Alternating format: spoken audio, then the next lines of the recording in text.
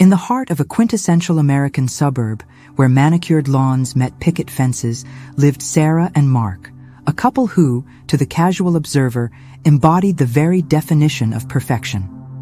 Their lives, meticulously curated and effortlessly presented, were a testament to success and happiness. Sarah, with her sharp intellect and an ambitious spirit, carved out a formidable career in marketing, her days a whirlwind of deadlines and creative brainstorming. She possessed a quiet strength, an inner fire that fueled her professional drive, yet beneath the polished exterior, a subtle yearning persisted, a desire for a deeper, more profound emotional connection that often felt just beyond her grasp. Mark, on the other hand, was the picture of charismatic success. His laugh was infectious, his presence commanding, and his professional achievements spoke volumes. He moved through social circles with an easy grace, charming everyone he met, seemingly the ideal partner for Sarah's focused energy. Yet, beneath that dazzling veneer lay a possessive streak, a subtle tightening of his grip that was almost imperceptible at first, like a shadow lengthening imperceptibly with the setting sun. Their public image, a carefully constructed edifice of shared smiles and intertwined hands, stood in stark contrast to the growing private unease that began to settle over their once idyllic home. It started subtly, a whisper in the quiet moments, a persistent suggestion framed as ardent desire. Mark began to voice a consistent, almost daily expectation for intimacy. In the beginning, Sarah dismissed it, attributing it to the fiery passion of their early relationship, a natural expression of his love. She told herself it was a sign of how much he wanted her, a testament to their undeniable chemistry. But with each passing day, each casual yet firm request, a tiny seed of discomfort, cold and sharp, began to sprout within her. It wasn't the act itself, but the underlying sense of obligation, the unspoken demand that slowly began to overshadow any genuine desire she might have felt. The first hint of Mark's controlling nature emerged during a minor disagreement about weekend plans. Sarah had tentatively suggested a quiet evening with friends, while Mark had already arranged a lavish dinner party with his business associates. When she expressed a preference for something more low-key, his charm evaporated, replaced by a steely glint in his eyes and a tone that brooked no argument. "Darling," he had said, his voice laced with patronizing sweetness, "sometimes you just need to trust my judgment. I know what's best for us." The words, though seemingly innocuous, sent a shiver down Sarah's spine. It was a fleeting moment, quickly smoothed over by his apologies and a bouquet of her favorite flowers, but the impression lingered. Confiding in her best friend Emily was a natural reflex, but Sarah found herself downplaying the incident. "Oh, you know Mark," she laughed, a little too brightly. "He just gets a bit intense about entertaining. It's nothing, really." Emily, perceptive and fiercely loyal, sensed the hesitation in Sarah's tone, the slight tremor in her voice, but didn't press. She offered a comforting smile, unaware of the deeper currents swirling beneath her friend's carefully constructed facade. One quiet evening, over a meticulously prepared dinner that Mark had insisted on, the unspoken expectation resurfaced. The conversation flowed easily, punctuated by Mark's witty anecdotes and Sarah's appreciative smiles. But as the evening drew to a close and Mark reached for her hand across the table, his gaze held a familiar intensity. "You know what I need, don't you, my love?" he murmured, his thumb tracing delicate patterns on her skin. It wasn't a question, but a statement, a gentle yet firm reminder of the unspoken contract that now governed their nights. Sarah felt a familiar knot tighten in her stomach, a sense of being subtly cornered, her desires slowly being overwritten by his. The initial rosy glow that had once enveloped their relationship, painting every moment in hues of vibrant happiness, was beginning to fade. It was a gradual erosion, like sand slipping through an hourglass, replaced by a burgeoning sense of obligation, a quiet dread that settled in the pit of her stomach each evening. The man she had once adored for his passion now felt like a proprietor, his affection tinged with an unsettling sense of ownership. Sarah would lie awake, staring at the ceiling, the silence of their perfect suburban home amplifying the growing dissonance within her. The illusion of perfection was cracking, and through the fissures, a chilling reality began to emerge. Mark's demands, once veiled in sweet nothings and affectionate gestures, now shed their soft coverings, becoming stark, explicit pronouncements. He framed them as tests of her devotion, proofs of her love, a daily ritual essential to the health of their relationship. Each refusal, however gentle, was met with a practiced sigh, a wounded expression, or a subtle withdrawal of affection that left Sarah feeling like a failure. The emotional exhaustion became a constant companion, a heavy cloak draped over her shoulders, weighing down her spirit. Anxiety gnawed at her, a relentless hum beneath the surface of her carefully constructed composure. She found herself staring blankly at her computer screen at work, her focus fractured, her usual sharp intellect dulled by the ceaseless internal battle. Her performance, once exemplary, began to falter, a silent cry for help that went unnoticed by Mark, consumed as he was by his own expectations. She often found herself drifting back to the early days of their courtship, a time when Mark's charm had felt like a warm embrace, a promise of unwavering adoration. He had been so attentive, so seemingly understanding, his eyes reflecting a deep admiration that had made her feel cherished and seen. He'd listened intently to her dreams, celebrated her small victories, and comforted her through minor disappointments. It was this initial, intoxicating charm that had built the foundation of her trust, masking the possessive tendencies that now bloomed into full-blown control. The memory of that man, the one who had swept her off her feet, now felt like a cruel mirage, a trick of the light designed to lure her into this suffocating reality. Sarah, once a social butterfly, began to withdraw. Invitations from friends, especially Emily, were met with hesitant apologies, vague excuses about work or fatigue. She found solace in the quiet solitude of their home, even as it became her prison, avoiding the probing questions she knew Emily would eventually ask. The thought of having to explain, or worse, having to lie, felt unbearable. She bottled up her feelings, allowing them to fester, each unspoken word adding another layer to her growing sense of isolation. One evening, summoning a rare burst of courage, Sarah attempted to articulate her feelings. "Mark," she began, her voice trembling slightly, "I feel overwhelmed sometimes, like there's so much pressure." He listened, his head tilted thoughtfully, a concerned frown creasing his brow. Hope flickered within her, a fragile flame. But then he spoke, his voice gentle yet firm. "Darling, you're just being dramatic. All couples have their routines. This is how we connect, how we keep the spark alive. Don't overthink it." He dismissed her vulnerability with a wave of his hand, reducing her genuine distress to a theatrical overreaction. The flame of hope guttered and died, leaving her feeling foolish and unheard. The emotional toll began to manifest physically. Dark circles bloomed beneath her eyes, a permanent shadow reflecting her sleepless nights.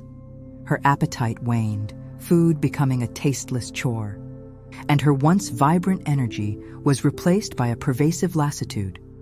She looked in the mirror and barely recognized the hollow-eyed woman staring back. A terrifying thought began to take root. Was she going crazy? Was she truly overreacting, as Mark suggested? Perhaps she was too sensitive, inherently flawed, and Mark, in his infinite wisdom, was simply trying to guide her. The insidious seeds of self-doubt, expertly planted by his manipulation, began to sprout, further eroding her self-worth. Mark's manipulation deepened with chilling precision. He subtly undermined her relationships, planting seeds of doubt about Emily's intentions, suggesting her friends were jealous of their perfect life. He encouraged her to spend more time at home, creating a cozy, insular world where he was her sole confidant, her only source of validation. The world outside their meticulously curated bubble began to shrink, and with it, Sarah's support system. She was becoming increasingly dependent on him, a puppet whose strings were being tightened with each passing day. A desperate longing for maternal comfort led her to almost confide in her mother during a phone call. Her mother, ever loving and perceptive, sensed a tremor in Sarah's voice, an uncharacteristic reticence. "Is everything all right, sweetheart?" she asked, her voice laced with concern. Sarah's breath hitched, the words almost spilling out. But then, a mental image of Mark's disappointed face, his subtly wounded expression, flashed before her eyes. The fear of his disapproval, of disrupting their carefully constructed facade, was too potent. "Yes, Mom," she lied, her voice barely a whisper. "Everything's perfect, just a bit tired." She hung up, the receiver heavy in her hand, the silence of the room amplifying her despair. The cracks in her perfect life were widening, threatening to swallow her whole. Mark's efforts to isolate Sarah intensified, subtle at first, then growing more overt. Emily became his primary target. He'd casually mention how Emily seemed a little too invested in Sarah's life, or how her advice was often negative and unhelpful. He fabricated stories about Emily making disparaging remarks about Sarah's career choices or even their relationship, weaving a web of deceit designed to sow discord. "She just doesn't understand what we have, Sarah," he'd purr, his voice laced with feigned concern. "She's probably just jealous." Sarah, emotionally exhausted and increasingly vulnerable, began to internalize these insidious suggestions. Her calls with Emily became shorter, less frequent, and filled with an unspoken tension. She found herself making excuses to avoid meetups, feeling a strange mix of guilt and relief. The once vibrant tether to her best friend frayed, leaving her increasingly alone, trapped within the gilded cage Mark had meticulously constructed. The cycle of obligation and fear tightened its grip, each day feeling heavier than the last. In a desperate, almost subconscious act of defiance, Sarah began to document Mark's behavior. Hidden beneath a stack of old magazines in her nightstand, a small leather-bound journal became her silent confidant. In its pages, she meticulously recorded the dates of his demands, the dismissive remarks, the subtle manipulations, the arguments he initiated. It was a chaotic jumble of raw emotions, fragmented observations, and desperate pleas for clarity. Writing became a clandestine ritual, a quiet rebellion against the suffocating control that enveloped her. It was her secret truth, a tangible record that perhaps, just perhaps, she wasn't going mad. One afternoon, while Sarah was out running errands, Mark unexpectedly found the journal. His eyes scanned the frantic scrawl, a cold, calculating glint replacing his usual charming facade. When Sarah returned, he presented it to her, a casual smile plastered on his face. "Found your little diary, sweetheart," he said, handing it over with an almost paternal air. "Just silly thoughts, aren't they? You tend to overthink things." The dismissal was a punch to her gut, confirming her deepest fear. Even her secret acts of resistance were transparent to him, easily neutralized. Her self-esteem, already in tatters, plummeted further. She began to believe Mark's narrative, that she was too sensitive, too dramatic, fundamentally flawed. The insidious idea that she was somehow responsible for his demands, for the growing unhappiness in their home, took root deep within her mind. If only she were more loving, more understanding, less dramatic, then perhaps he wouldn't need to assert his dominance. This warped perspective, a common hallmark of emotional abuse, twisted her perception of reality, making escape seem not just impossible, but undeserved. One sleepless night, driven by a gnawing unease, Sarah found herself scrolling through anonymous forums, her fingers trembling slightly as she typed in phrases like controlling partner and daily demands in relationship. What she found there was a chilling mirror reflecting her own unspoken fears. Stories of emotional abuse, coercive control, and gaslighting jumped off the screen, each account resonating with an unsettling familiarity. A flicker of recognition, faint but undeniable, sparked within her. This wasn't normal. Her situation, the constant pressure, the feeling of walking on eggshells, the erosion of her self-worth, it wasn't just being dramatic. It was a pattern, a deliberate, insidious system designed to control. The realization was both terrifying and liberating, a tiny crack in the thick wall of denial she had built around herself. But even with this dawning awareness, the fear of acting on it, of disrupting the fragile peace, was paralyzing. She was too afraid to confront Mark, too afraid to leave, too afraid of the unknown. Her nights were increasingly haunted by vivid, disturbing dreams. She often found herself trapped in a labyrinth, its walls shifting and closing in, Mark's disembodied voice echoing, always just out of reach, but undeniably present. Sometimes she was a marionette, her limbs moving at his unseen command, her own will a distant memory. These nocturnal torments were a stark reflection of her growing internal conflict, the war between the woman she once was and the woman she was becoming under Mark's dominion. The dreams were a relentless reminder of the suffocating grip he held, a psychological torment that seeped into her waking hours. Mark, sensing her increasing detachment, had begun to subtly reinforce his hold with veiled threats. Not outright declarations, but insinuations about her career, her reputation, the mess it would create if she ever considered leaving him. "You know, Sarah," he'd comment casually over dinner, "it's tough for women in your field to bounce back after a messy divorce. People talk."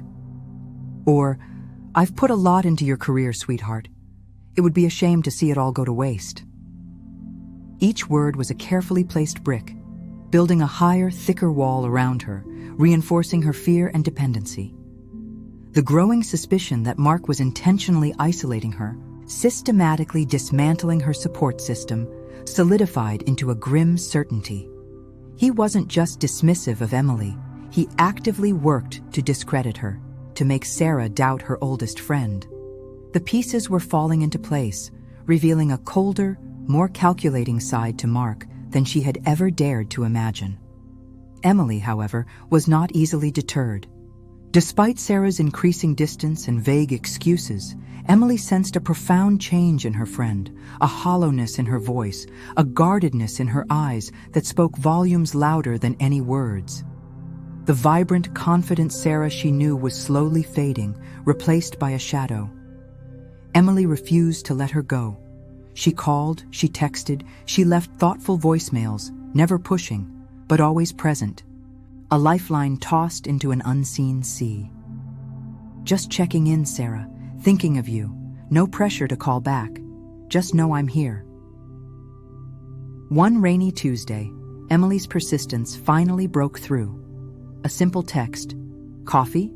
My treat, no questions asked, just for an hour," arrived at a moment when Sarah felt particularly suffocated. Something in Emily's unwavering presence, her refusal to abandon her, ignited a fragile spark of courage within Sarah. She agreed. The meeting was at a small, unassuming cafe on the outskirts of town, a place Mark never frequented. As Sarah sat across from Emily, the facade she had meticulously maintained for months crumbled. The words tumbled out, a dam breaking, releasing a torrent of fear, shame, and exhaustion. She recounted Mark's relentless demands, his manipulative tactics, the constant emotional drain, her growing isolation.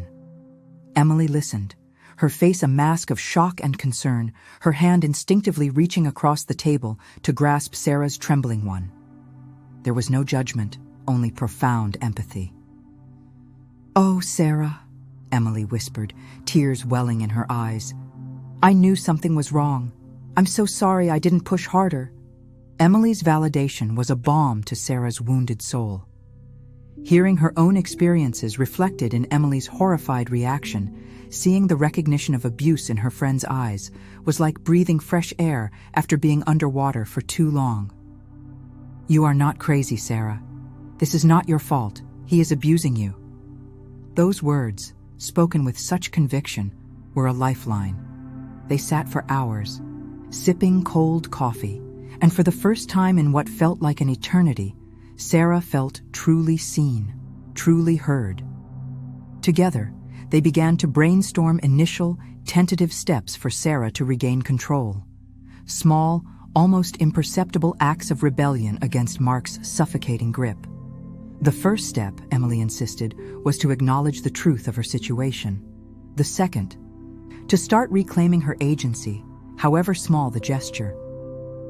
Armed with Emily's unwavering belief and a newfound fragile sense of empowerment, Sarah took her first small act of defiance that very evening. When Mark, with his usual expectant air, approached her in the bedroom, she gently but firmly turned away, feigning a sudden headache. "I'm really not feeling well tonight, Mark," she said, her voice surprisingly steady. Mark's reaction was immediate and chillingly predictable. His charming smile evaporated, replaced by a cold, withdrawn silence. He turned his back to her, a palpable wall of resentment rising between them. The air in the room grew heavy with his unspoken displeasure. Sarah felt a pang of fear, but beneath it, a flicker of something else, a nascent sense of power. She had said no, and the world had not ended. In the days that followed, a quiet resolve began to harden within Sarah. With Emily's help and guidance, she started secretly planning her escape. It began with small, strategic steps, gathering important documents, her passport, birth certificate, financial statements, and stashing them in a secure, hidden location only Emily knew about. She started an emergency fund, diverting small amounts of money from her personal account, creating a financial safety net. Each clandestine act, each whispered phone call with Emily, fueled her growing sense of autonomy. One afternoon, standing before her bathroom mirror, she began to practice assertive communication. "No, I am not comfortable with that. My feelings are valid. This is not acceptable." She whispered the phrases at first, then spoke them louder, watching her reflection, trying to imbue her voice with conviction. The words felt foreign, awkward, but with each repetition, they became a little more her own. The growing sense of empowerment, once a fleeting spark, now burned steadily. She was not alone. She had a plan. And for the first time in a very long time, Sarah felt a glimmer of hope that she could and would break free. The glimmer of hope that had ignited within Sarah now blazed into a determined fire. With Emily as her unwavering co-conspirator, the initial tentative steps of planning quickly evolved into a meticulous, detailed strategy for Sarah's departure. Their clandestine meetings moved from coffee shops to Emily's apartment, where maps were spread, timelines drawn, and contingency plans discussed in hushed, urgent tones. The first crucial decision was a safe house, a place where Mark could never find her. Emily immediately thought of her Aunt Carol, a kind, no-nonsense woman who lived in a small, quiet town several states away. Aunt Carol, a retired teacher with a keen sense of justice, had always adored Sarah. When Emily cautiously broached the subject, explaining the gravity of Sarah's situation without revealing too many details, Aunt Carol didn't hesitate. Her home, she declared, was Sarah's sanctuary for as long as she needed it. With a secure destination established, Sarah began the difficult, emotionally taxing process of subtly detaching herself from Mark. It wasn't just about the physical leaving. It was about severing the invisible, insidious ties he had woven around her mind and spirit. She started spending more time in her home office, ostensibly working late, but in reality, she was creating a mental distance, preparing herself for the inevitable confrontation. Her conversations with Mark grew shorter, more perfunctory. She perfected a blank, agreeable expression, a mask that hid the turmoil and the steely resolve beneath. He sensed a shift, a coolness in her demeanor.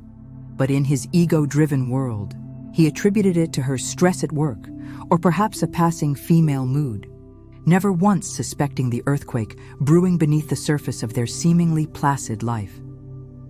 Simultaneously, Sarah began to rebuild her professional network, a critical step towards regaining her independence. Discreet inquiries were made, old contacts rekindled, and her resume quietly updated. She spent hours online researching job opportunities in different cities, imagining a life where her daily existence wasn't dictated by another's demands. Each job application, each networking call, was a small victory, a reclaiming of the ambitious, capable woman she knew she still was, buried beneath layers of Mark's control. One evening, a near-miss incident sent a jolt of terror through her. She was in the spare bedroom, meticulously reviewing her financial statements, when Mark unexpectedly walked in, looking for a misplaced remote control. Sarah, heart pounding, quickly shoved the papers under a pile of magazines, her breath catching in her throat. Mark, oblivious, rummaged through a drawer, found his remote, and left as quickly as he arrived. Sarah leaned against the closed door, trembling, the adrenaline rush reminding her of the precarious tightrope she was walking. Living this double life was an immense emotional toll. The constant vigilance, the fear of discovery, the guilt of deception, it weighed on her, exhausting her mind and spirit.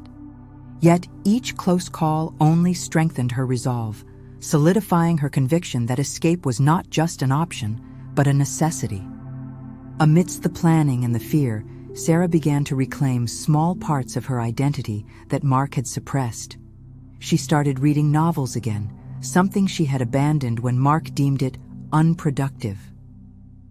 She listened to her favorite music, no longer censoring her choices to align with his preferences. She even started taking long walks by herself, savoring the solitude and the freedom of movement, small acts of rebellion that nourished her soul. These moments, stolen from the oppressive routine, reminded her of who she was before Mark and who she could be again. The time came for a final, painful confrontation. Before her planned departure, Sarah felt she needed to attempt one last time to set boundaries, not for Mark, but for her own closure. One evening after dinner, she sat him down. "Mark," she began, her voice steady despite the tremor in her hands, "I need us to talk about our relationship. I feel like we've lost our connection, and I need more emotional intimacy, more respect for my boundaries." Mark listened, a condescending smirk playing on his lips. When she finished, he scoffed, dismissing her feelings with a wave of his hand. "Boundaries? Emotional intimacy? Sarah, you're being ridiculous. We have a perfect life. You're just being overly sensitive again." His words were a cold, definitive confirmation. There was no hope of Mark ever changing, no possibility of a healthy future with him. The decision was solidified then and there. She would leave. The perfect opportunity presented itself in the form of an upcoming business trip, a week-long conference in Chicago. It was the ideal cover, a ready-made excuse for her absence. She would pack a small bag, leave for the airport as usual, but this time she would not be coming back. The plan was set. The day of Sarah's supposed business trip finally dawned, a day that felt both impossibly distant and terrifyingly close. A dense fog hung over the suburban streets, mirroring the swirling apprehension in her stomach. Every mundane act felt charged with a strange, almost sacred significance. The brewing of her morning coffee, the careful selection of an outfit, the last glance at the familiar, yet now alien objects in her home. She moved through the house with a practiced nonchalance, a carefully constructed facade to mask the earthquake rumbling within her. Her small carry-on bag sat innocently by the door, packed with only the essentials. A few changes of clothes, her most cherished photographs, her journal, and the critical documents she had painstakingly gathered over weeks. Most of her belongings, the material trappings of a life she was leaving behind, remained, a silent testament to the abruptness of her departure. She couldn't risk Mark noticing anything amiss, any sign that this was more than just another work trip. The final interaction with Mark was a masterclass in emotional suppression. He kissed her cheek, a perfunctory gesture devoid of genuine warmth, and wished her a safe flight. Sarah managed a tight-lipped smile, her eyes carefully avoiding his, afraid of what they might betray. Each word she uttered felt like a lie, a betrayal, yet it was a necessary performance. She reminded herself that this deception was not for malice, but for survival. As she stepped out the door and into the cool morning air, a shiver ran down her spine, part fear, part the exhilarating chill of a new beginning. The drive to the airport was a blur of heightened senses. The city lights, usually a comforting sight, now seemed to pulse with a nervous energy. Her hands gripped the steering wheel, knuckles white, as she navigated the familiar route. With every mile, the knot in her stomach loosened fractionally, replaced by a strange mix of fear and exhilarating anticipation. She glanced at her phone, resisting the urge to check it, knowing Mark would soon be calling, his suspicion growing with each unanswered ring. The thought made her heart race, but she pushed it down, focusing on the road ahead. Boarding the plane felt like stepping into another dimension. As the aircraft taxied down the runway and then lifted into the sky, a profound wave of relief washed over her, so potent it brought tears to her eyes. The hum of the engines was a soothing lullaby, carrying her away from the suffocating grip of her past. She looked out the window, watching the patchwork of houses and roads shrink below, a physical manifestation of the distance she was putting between herself and Mark. For the first time in years, she felt truly, completely free. Back at the house, the silence was initially peaceful for Mark. He worked from his home office, expecting Sarah to call once she landed.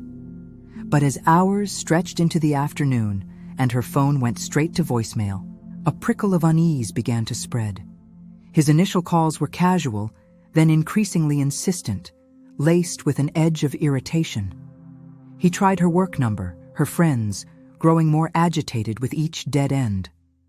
Something was wrong. A gnawing suspicion led him to their bedroom.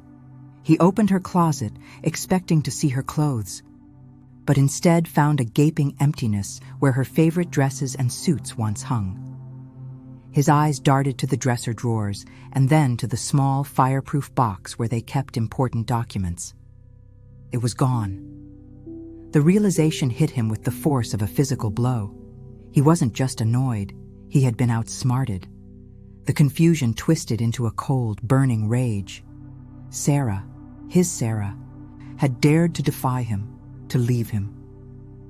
He roared her name, the sound echoing through the suddenly too large, too silent house. Meanwhile, Sarah's plane touched down in a city far away, a city that felt like a fresh canvas. Her aunt, a warm, reassuring presence, met her at the gate. The embrace was long and tight, a silent acknowledgement of the ordeal Sarah had endured. Her aunt's house, nestled in a quiet, tree-lined street, was a sanctuary. The scent of freshly baked bread and the soft glow of lamplight enveloped her. It was a haven, a place where she could finally breathe. That first night of freedom was a strange tapestry of emotions. The relief was immense, a physical weight lifted from her shoulders. She ate a simple meal with her aunt, the conversation light, yet filled with an unspoken understanding. As she lay in the soft, clean bed, the silence was no longer oppressive, but liberating. Yet beneath the calm, a daunting realization simmered. This was just the beginning. The escape was over, but the true battle, the fight for her future, for her peace, was only just starting. The road ahead was long, fraught with challenges she couldn't yet fully comprehend. But for now, in this moment of quiet solitude, she was safe, and that, she knew, was enough. The peace of Sarah's first night of freedom was abruptly shattered by the relentless barrage of Mark's fury. Her phone, now a lifeline to her past tormentor, buzzed incessantly with his calls. Each vibration was a fresh stab of anxiety, a reminder of the man she had so bravely escaped. He left voicemails, at first pleading, then rapidly escalating into venomous threats, his voice a distorted echo of the charm that had once ensnared her. He promised retribution, swore he would make her regret leaving, his words dripping with a chilling possessiveness that made her skin crawl. With the unwavering support of Emily, who had flown out immediately to be by her side, and her steadfast aunt, Sarah, embarked on the difficult but necessary task of severing all digital ties. Blocked numbers, unfriended accounts, and a complete overhaul of her online presence became her shield. It was a digital detox of the most urgent kind, a desperate attempt to create a space where Mark's toxic influence could not penetrate. The legal process, an intimidating labyrinth, began almost immediately. Her aunt, having navigated similar battles in her past, connected Sarah with a compassionate yet formidable lawyer. Filing for divorce was a bittersweet acknowledgement of the end of a dream, but the restraining order was a critical first step towards reclaiming her safety and autonomy. The legal documents, cold and formal, represented a tangible boundary against Mark's encroaching darkness. Predictably, Mark did not recede quietly into the background. His bruised ego and wounded pride manifested in a calculated campaign of character assassination. He began to systematically dismantle her reputation, spreading insidious rumors among their mutual acquaintances, painting her as a volatile, unstable woman who had abandoned him without cause. He twisted truths, fabricated scenarios, and weaponized gossip, all designed to isolate her further and diminish her credibility. Sarah found herself navigating a treacherous landscape of public scrutiny and judgment. Some, easily swayed by Mark's charismatic lies, believed his narrative, whispering condemnations and casting her in the role of the villain. The sting of their misguided judgment was profound, a painful reminder of how easily perception could be manipulated.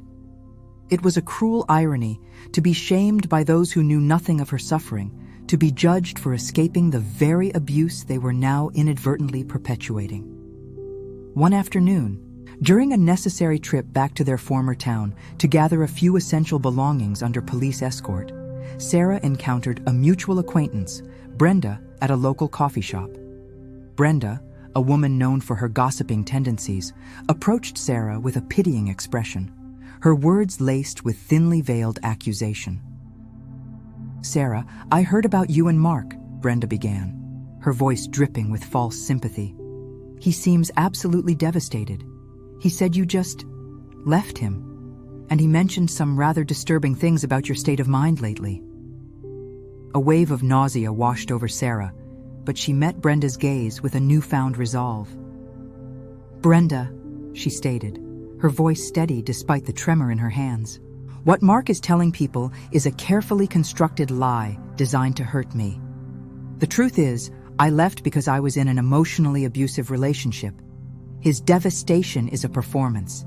His disturbing things are an attempt to deflect from his own actions." She paused, letting her words hang in the air. "I understand it might be hard to believe, given how he presents himself, but I would ask you to consider the source before you spread his narrative any further." The confrontation, though brief, left Sarah shaken, but also empowered. She had spoken her truth, refused to be silenced, and in doing so, chipped away at Mark's carefully constructed facade. Throughout this harrowing period, Emily and her aunt remained her unwavering anchors.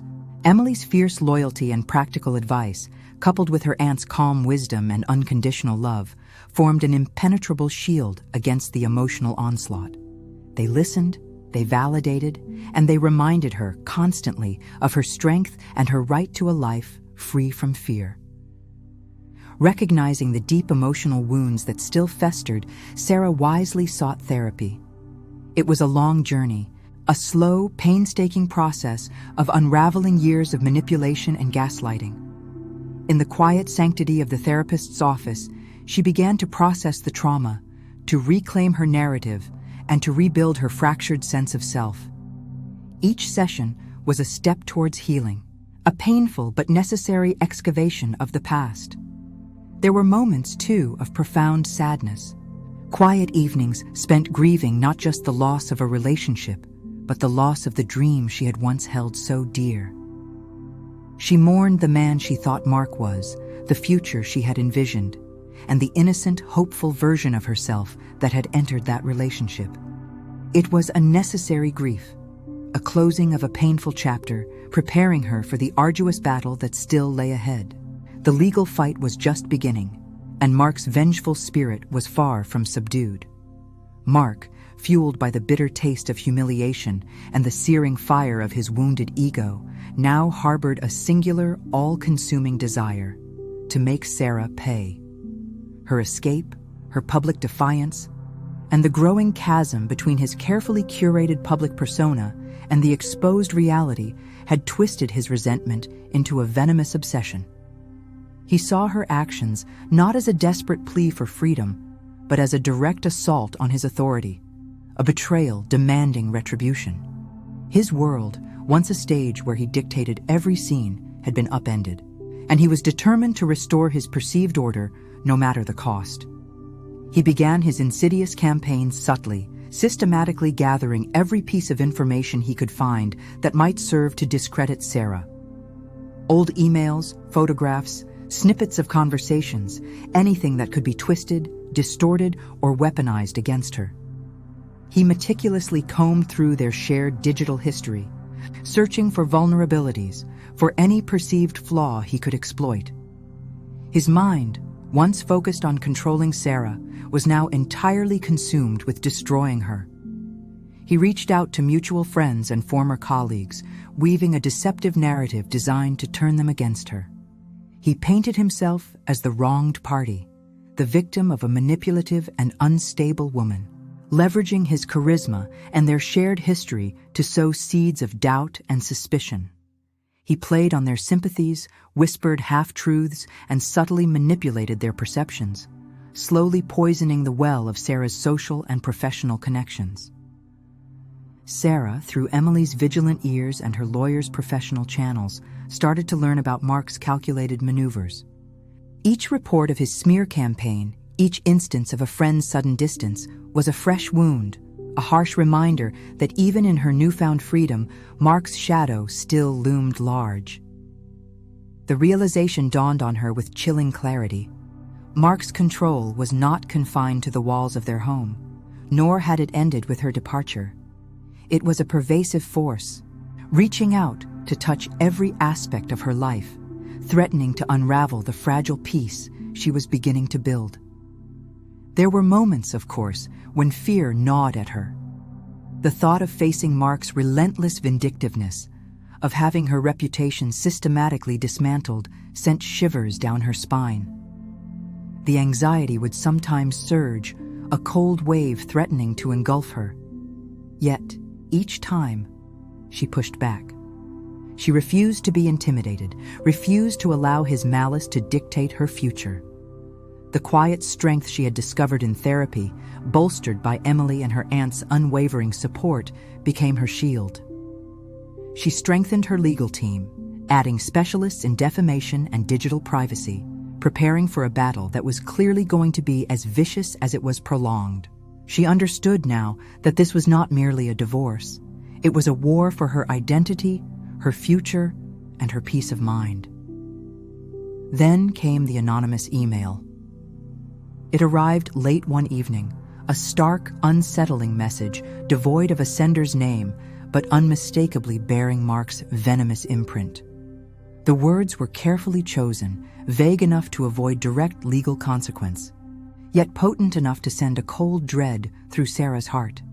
It spoke of consequences, of revelations, of a public reckoning that would leave her with nothing. It unnerved her profoundly, a chilling testament to Mark's escalating aggression and his willingness to cross any line. It was a direct violation of the spirit, if not the letter, of the nascent legal proceedings. A clear signal that he intended to fight dirty. This latest act of intimidation, rather than breaking her, ignited a new resolve within Sarah. The desire for simple freedom began to morph into something more profound, a yearning for justice. It wasn't enough to escape. She needed to ensure he could no longer harm her or anyone else. She wanted accountability, not just for herself, but for the countless others who might fall prey to such manipulative tactics. She understood that her fight was becoming larger than herself, a stand against a pattern of abuse that thrived in silence. Mark's escalating aggression, the increasingly personal nature of his attacks, hinted at a deeper, more dangerous plan brewing beneath his veneer of injured innocence. His actions were no longer just about winning a divorce. They were about total annihilation, about extinguishing Sarah's spirit. He was preparing for a full-scale assault, and Sarah knew, with a certainty that both terrified and galvanized her, that she needed to be ready for the storm that was coming. The battle for her future was about to enter its most intense phase. The hallowed halls of the courthouse, typically a bastion of order and measured deliberation, hummed with an almost palpable tension as the divorce proceedings commenced. For Sarah, it felt less like a legal dispute and more like a public dissection of her most intimate wounds. Mark, seated across the room with his expensive suit and feigned composure, embodied the very picture of wronged innocence, a stark contrast to the emotional turmoil churning within her. His lawyer, a sharp-suited man with an unnervingly calm demeanor, wasted no time in attempting to dismantle Sarah's credibility, painting her as unstable, vindictive, and prone to exaggeration. Each carefully crafted question, each insinuation, was a deliberate jab, aimed at eroding the foundation of her truth. Sarah, however, had fortified herself for this moment. She had spent countless hours with her legal team, meticulously reviewing every detail, every entry in her secret journal. When it was her turn to speak, she did so with a quiet dignity, her voice steady despite the tremor in her hands. She presented her evidence, not just the cold, hard facts of Mark's financial manipulations, but the raw, unfiltered truth of her emotional ordeal. Her journal entries, once a clandestine act of self-preservation, now became a powerful testament to the insidious nature of Mark's control. The words, penned in moments of despair and confusion, laid bare the daily demands, the subtle threats, the relentless erosion of her self-worth. Each entry was read aloud, a chilling chronicle of her slow descent into isolation, punctuated by Mark's unwavering expectation of daily intimacy, framed always as a measure of her love. Emily, a steadfast presence by Sarah's side, also took the stand. Her testimony, clear and unwavering, corroborated Sarah's account, detailing the gradual withdrawal, the increasingly desperate phone calls, the palpable fear in Sarah's voice that had finally spurred her to action. She spoke of Mark's calculated efforts to isolate Sarah, fabricating reasons to keep them apart, poisoning their long-standing friendship. The judge, a woman with keen, observant eyes, listened intently to every word, her expression betraying little. Yet Sarah could sense a flicker of understanding, a recognition of the underlying truth beneath the layers of legal rhetoric. She saw through Mark's carefully constructed facade, sensing the undercurrent of manipulation that permeated his every action. As the cross-examination of Mark began, a subtle shift occurred in the courtroom atmosphere. His composure, so meticulously maintained, began to fray at the edges. Under the relentless questioning of Sarah's lawyer, designed to expose the inconsistencies in his narrative, glimpses of his true nature started to emerge. His answers became clipped, his tone increasingly defensive, a vein throbbing visibly in his temple. He stumbled over details, contradicted previous statements, and for a fleeting moment his eyes flashed with an undeniable, chilling anger, the same anger Sarah had grown to fear in the privacy of their home. It was a brief but potent revelation, a crack in the polished veneer that allowed everyone in the courtroom to glimpse the possessive, controlling man beneath. Then came Sarah's moment, a chance to deliver a powerful statement that transcended the legal intricacies of the divorce. She spoke not just of her own experience, but of the broader issue of emotional abuse, of the insidious ways in which control can masquerade as love, and of every individual's fundamental right to bodily autonomy. Her voice, though still laced with the lingering echoes of her ordeal, resonated with newfound strength and conviction. She spoke of the courage it took to break free, the immense emotional weight of reliving her experiences in such a public forum, but also of the imperative to speak her truth, not just for herself, but for all those who suffer in silence. It was a raw, unfiltered outpouring of her heart, a plea for recognition and understanding. The court, after what felt like an eternity of deliberation, granted Sarah a temporary restraining order against Mark. It was a small victory in the grand scheme of things, a legal barrier placed between her and her tormentor, but for Sarah, it felt monumental. A fragile sense of relief washed over her, a quiet triumph in the face of so much pain. Mark's reaction, however, was anything but quiet. His face contorted in a mask of fury, he lunged forward, a guttural growl escaping his lips, barely restrained by his lawyer who gripped his arm tightly, whispering urgent, placating words. His eyes, burning with a venomous rage, locked onto Sarah, a silent promise of retribution that sent a fresh wave of unease through her. She had won a battle, yes, but the look in his eyes made it clear that the war was far from over. The fight for her freedom, for her very sense of safety, was just beginning. Mark, enraged by the court's decision, intensified his campaign against Sarah with a chilling precision that spoke of a mind consumed by vengeance. The temporary restraining order, rather than deterring him, seemed to ignite a deeper, more dangerous resolve. He began to harass her workplace, not with direct confrontation, but with insidious, anonymous emails sent to her superiors and colleagues, filled with fabricated accusations of professional misconduct and instability.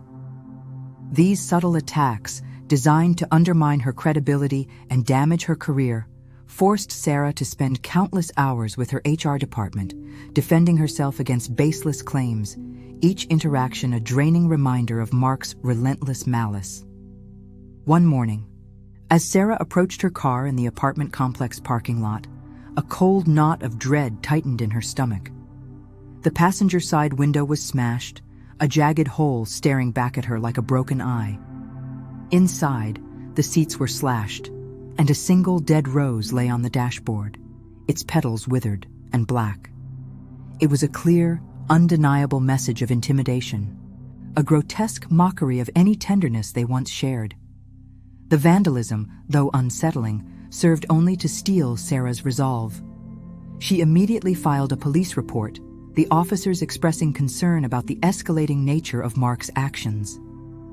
The incident prompted her to invest in a comprehensive security system for her new apartment, installing motion sensor cameras and reinforced locks, transforming her sanctuary into a fortress against the unseen threat.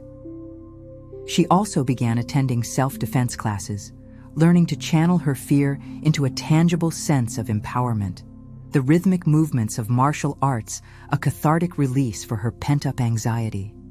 Mark, undeterred by the legal boundaries, continued to probe for weaknesses, attempting to manipulate Sarah's family. He called her unsuspecting aunt, feigning concern, weaving a narrative of a troubled Sarah who needed his stabilizing presence. But Sarah's aunt, forewarned by Emily and Sarah herself, saw through his thinly veiled lies, hanging up with a firm resolve to protect her niece. He even tried to reach out to Sarah's parents, concocting elaborate stories designed to elicit sympathy and turn them against their daughter. However, Sarah had proactively shared her story with them, providing enough context for them to recognize Mark's manipulative tactics, their support unwavering. Each failed attempt by Mark only strengthened the familial bonds around Sarah, creating an impenetrable circle of protection. Then came the chilling incident that pushed Sarah to her absolute limit. One late evening, as she returned home from her self-defense class, a figure emerged from the shadows near the entrance of her apartment complex. It was Mark, leaning casually against a lamppost, a predatory smile playing on his lips. His presence, a blatant violation of the restraining order, sent a shockwave of terror through Sarah. Her heart hammered against her ribs, a primal fear seizing her, but the self-defense training kicked in, urging her to remain calm and assess the situation. She didn't engage, didn't acknowledge him, but instead discreetly pulled out her phone and began recording, her hand trembling slightly. She walked directly to the security office, her eyes fixed forward, refusing to give him the satisfaction of a reaction. The security guard, witnessing Mark's brazen disregard for the order, immediately called the police. The police arrived swiftly, and Mark, still lurking, was arrested on the spot for violating the restraining order. As they cuffed him, his eyes, burning with an almost insane fury, locked onto Sarah once more, a silent, chilling promise of retribution that amplified her fear. His arrest, however, did not bring the relief she had hoped for. Instead, it seemed to fuel his desire for revenge, now more personal, more dangerous, stripped of any pretense of reconciliation. From jail, he managed to contact a mutual acquaintance, sending veiled threats and insidious messages aimed at Sarah, proving that even behind bars, his reach was unsettlingly long. The police, recognizing the escalating pattern of his behavior, warned Sarah about the potential for further escalation once he was released on bail. They advised her to be extra vigilant, to vary her routines, and to consider seeking additional legal protections. Despite the legal safeguards, the presence of law enforcement, and the support of her loved ones, Sarah felt a heightened sense of vulnerability. Mark's relentless pursuit, his utter disregard for boundaries and legal consequences, had created an atmosphere of constant anxiety. Every shadow seemed to hold a threat. Every unexpected sound sent a jolt of fear through her. The world, once a place of relative safety, had become a minefield, and she knew, with a certainty that chilled her to the bone, that Mark would stop at nothing to make her pay. The fight for her peace, for her very existence, was far from over. Mark, out on bail, a venomous serpent temporarily uncaged, wasted no time in orchestrating a final, devastating act of revenge against Sarah. His release, meant to signify a temporary reprieve, instead unleashed a torrent of malice that would shake Sarah to her core. He meticulously gathered the most intimate, vulnerable moments of their shared past, moments Sarah had believed were sacred and protected, and weaponized them. Through anonymous accounts and dark corners of the internet, he leaked a trove of private photos, images that had been taken in the privacy of their home, along with fabricated stories designed to paint Sarah in the most unflattering, scandalous light imaginable. The public shaming and humiliation that followed were immense, a tidal wave of digital vitriol that crashed over Sarah's life. Her professional reputation, meticulously built over years of hard work and dedication, began to crumble under the weight of the false narratives and exposed intimacies. Colleagues looked at her with a mixture of pity and judgment. Clients started to distance themselves, and her professional network, once a source of pride, felt tainted.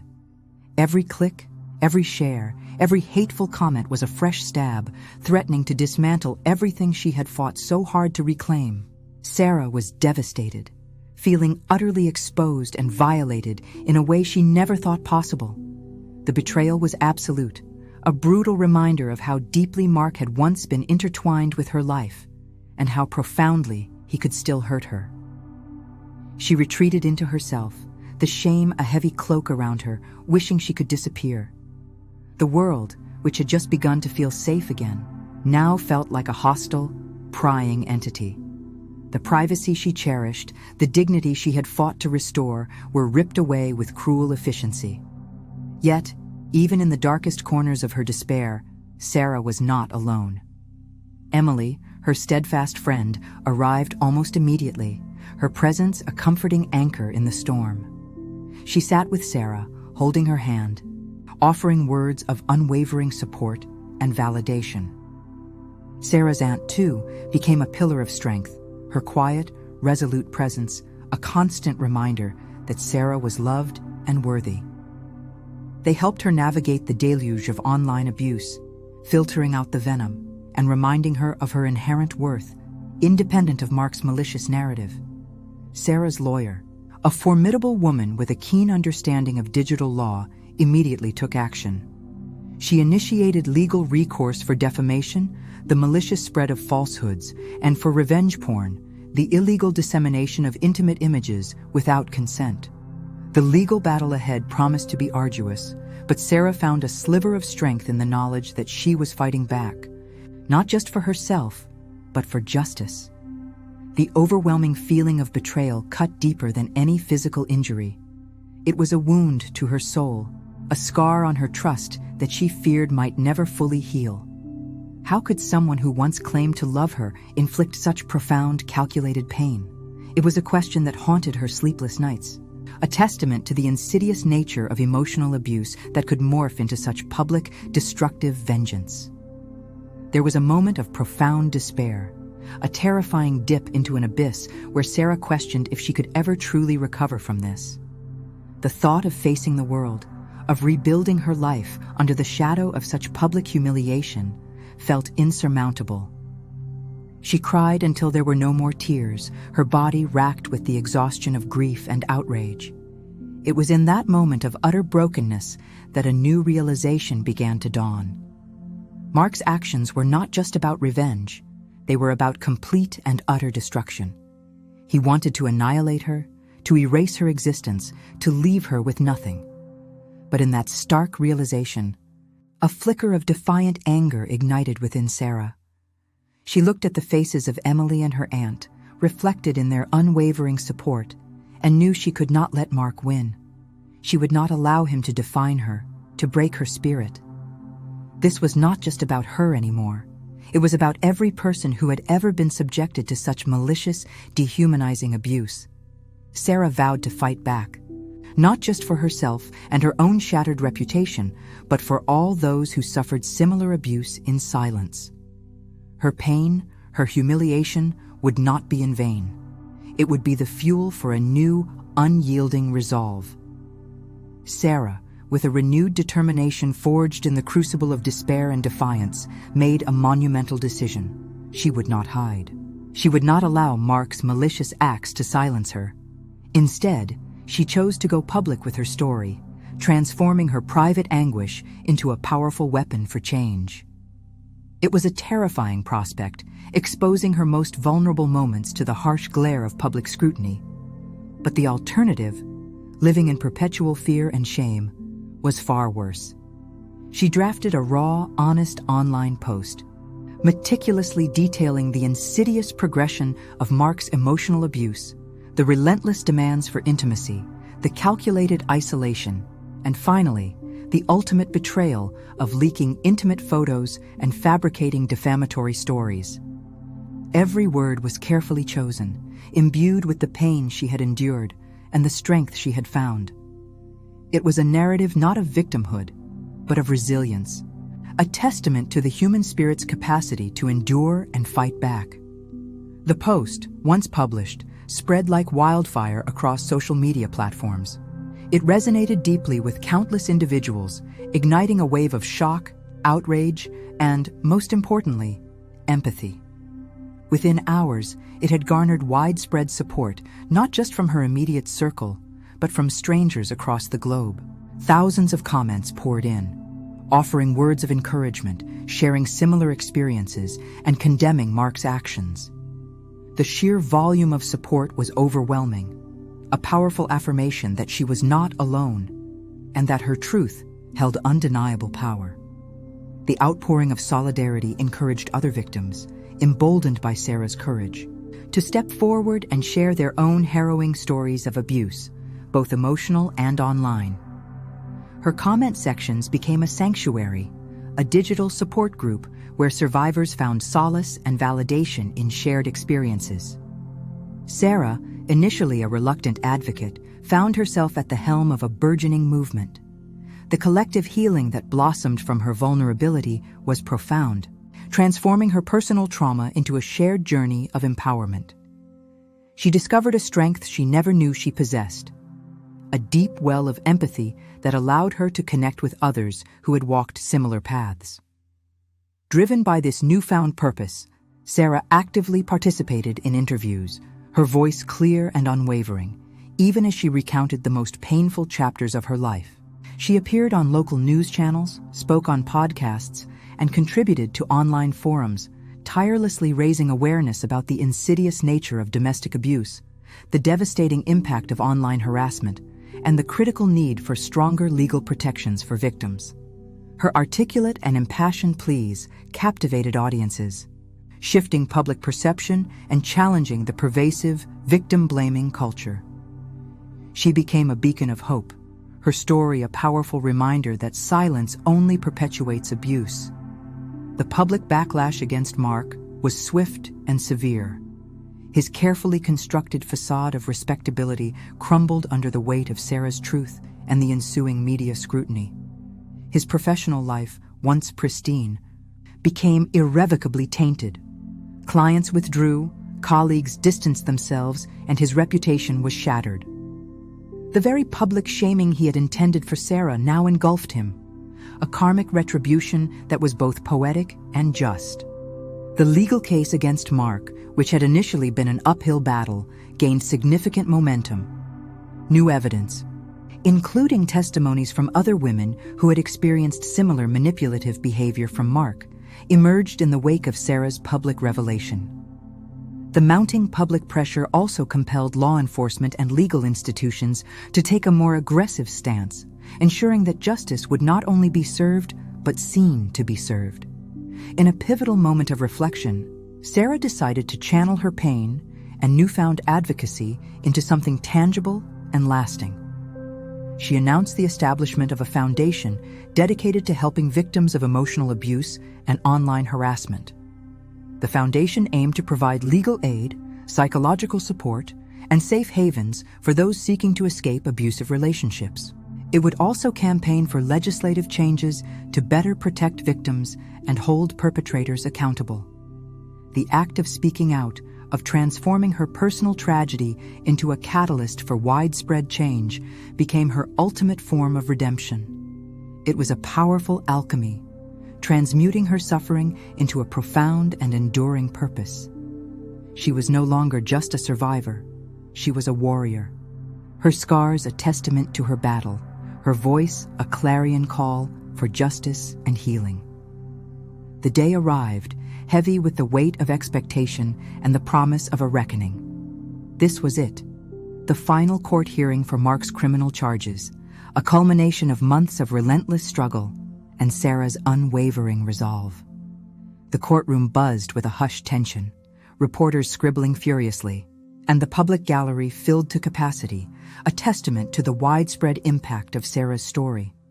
Sarah entered, her stride confident, her gaze fixed forward. Beside her, Emily offered a reassuring squeeze of her hand, and her aunt, a pillar of strength, nodded imperiously towards the judge's bench. Today, there would be no wavering, no doubt. Sarah took the stand, her heart thrumming with a mixture of apprehension and a fierce, burning conviction. She swore to tell the truth, her voice clear and steady, a stark contrast to the trembling whispers of her past self. She began her testimony, detailing every insidious act of Mark's abuse and harassment, each word a hammer blow against his carefully constructed edifice of lies. She spoke of the subtle manipulations that eroded her self-worth, the constant demands that chipped away at her autonomy, and the terrifying escalation of his rage after her escape. She recounted the public humiliation, the leaked photos, the fabricated stories that had threatened to destroy her career and her spirit. Her narrative was precise, chronological, and utterly devastating, leaving no room for ambiguity. She described the fear, the isolation, and the despair, but also the enduring strength she found in exposing the truth. She painted a vivid picture of a man who sought not just control, but annihilation, his every action designed to break her entirely. The prosecution, emboldened by Sarah's powerful testimony, presented an irrefutable mountain of evidence. digital forensics experts displayed incriminating messages, emails, and IP logs that meticulously traced Mark's online harassment campaign. Witness after witness took the stand, corroborating Sarah's account, including the other women who had come forward with their own stories of Mark's manipulative and abusive behavior. Emily's testimony was particularly poignant, detailing the gradual erosion of Sarah's spirit, the desperate phone calls, and the meticulous planning of her escape. The evidence was overwhelming, a tidal wave of truth that threatened to drown Mark in its wake. Mark, seated at the defense table, initially attempted to maintain his air of injured innocence, his face a mask of feigned indignation. But as the weight of the evidence pressed down, his facade began to crack. His eyes darted nervously, his jaw clenched, and his composure, once so unshakable, crumbled visibly. Under cross-examination, his answers became evasive, then defensive, then outright hostile, revealing glimpses of the volatile, controlling man Sarah had known in private. The judge, a seasoned veteran of countless legal battles, watched Mark intently, his expression unreadable, but the subtle tightening of his lips indicated a growing disdain for the defendant's disingenuous performance. Finally, after hours of testimony and deliberation, the judge delivered his verdict. The courtroom held its breath. The words, clear and resonant, cut through the silence. Guilty on multiple counts of harassment, defamation, and violation of a restraining order. A collective gasp rippled through the gallery, followed by a surge of relief that was almost palpable. Mark's face, pale and contorted, finally betrayed the full extent of his defeat. He slumped in his chair, his arrogance replaced by a chilling, impotent fury. The sentencing phase began, and Sarah, with renewed resolve, stepped forward to deliver her victim impact statement. Her voice, though tinged with emotion, was steady and commanding. She spoke not of revenge, but of justice, of the profound psychological and emotional damage Mark had inflicted, and of the enduring scars that would serve as a constant reminder of his cruelty. She spoke of the public trust violated, the sense of safety shattered, and the courage it took to reclaim her life. She also spoke of hope, of her foundation, and of her unwavering commitment to ensuring that no other victim would suffer in silence. Her words resonated deeply, painting a vivid picture of the human cost of abuse. The judge, clearly moved by Sarah's statement, then delivered Mark's sentence, a significant prison term, commensurate with the severity and maliciousness of his crimes. It was a moment of profound justice, a rare and deeply satisfying closure that washed over Sarah like a cleansing wave. The weight she had carried for so long, the constant fear and anxiety, finally lifted. A deep, shuddering breath escaped her, a breath of true freedom. Emily, tears streaming down her face, embraced her tightly, and her aunt, her eyes glistening, squeezed her shoulder.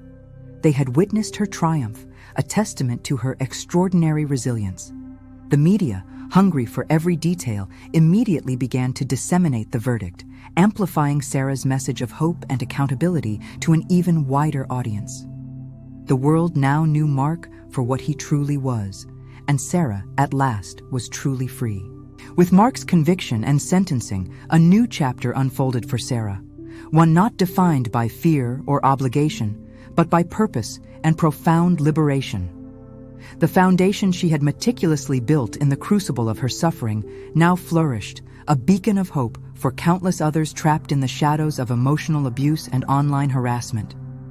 She poured her heart and soul into its mission, speaking at conferences, lobbying for stronger legal protections, and developing educational programs that empowered victims to reclaim their narratives. Her voice, once silenced and suppressed, now resonated with authority and compassion, reaching corners of the digital world where vulnerability often met exploitation. Her professional life, once nearly derailed by Mark's insidious campaign, experienced a remarkable resurgence. Freed from the oppressive weight of his presence, Sarah rediscovered her passion and talent, rising to new heights in her field. The resilience forged in adversity became her greatest asset, allowing her to approach challenges with a wisdom and strength that few possessed. Colleagues and superiors recognized her extraordinary fortitude, celebrating her not just for her professional acumen, but for the unwavering integrity she displayed in the face of unimaginable hardship. She had not merely survived, she had thrived, transforming her deepest wounds into sources of unparalleled strength.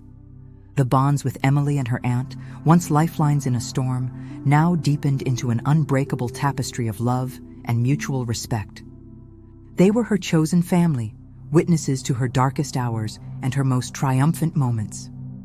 Shared laughter, quiet understanding, and unwavering support became the bedrock of their relationships, a testament to the power of authentic connection.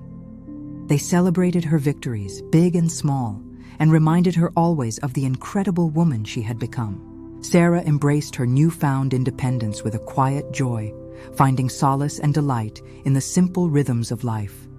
A morning coffee on her balcony, a walk in the park, the company of good books, and the freedom to chart her own course.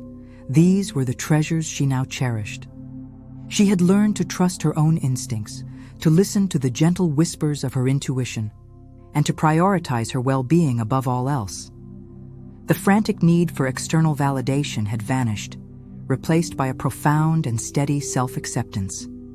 Years later, when she least expected it, love found her again. This time, it was different. It was a gentle, respectful love built on a foundation of mutual trust, open communication, and genuine admiration. He saw her, truly saw her, not as a victim, but as a survivor, a woman of extraordinary courage and depth. There were no demands, no manipulations, only shared laughter, quiet understanding, and an unwavering commitment to each other's happiness. It was a love that healed, a love that affirmed, a love that proved that even after the darkest storms, the sun could indeed shine again. The scars, both visible and invisible, remained. They were etched into her memory, subtle reminders of the battles she had fought and won. But they were no longer sources of shame or pain. Instead, they were badges of honor, testaments to her indomitable spirit, her unwavering resilience, and her profound capacity for healing. They represented not what she had lost, but what she had gained: an unshakable sense of self, a compassionate heart, and an unwavering commitment to justice. Her journey, from a woman trapped in an illusion of perfection to a powerful advocate for change, served as an enduring testament to the human spirit's capacity to overcome. She often reflected on the profound transformation, understanding that while the path had been arduous, it had ultimately led her to her true self. The enduring message of her story, amplified through her foundation and her public voice, was one of hope, resilience, and the liberating power of speaking truth to power. Sarah, now gazing at the horizon, felt a profound sense of peace. The future stretched before her, bright and limitless, unburdened by the shadows of the past. She was empowered, free, and had found her true voice, not just for herself, but for all those who yearned to break free. Her legacy was not just in the laws she helped change or the lives she touched, but in the quiet, unwavering strength she embodied, inspiring countless others to find their own paths to liberation and a new beginning.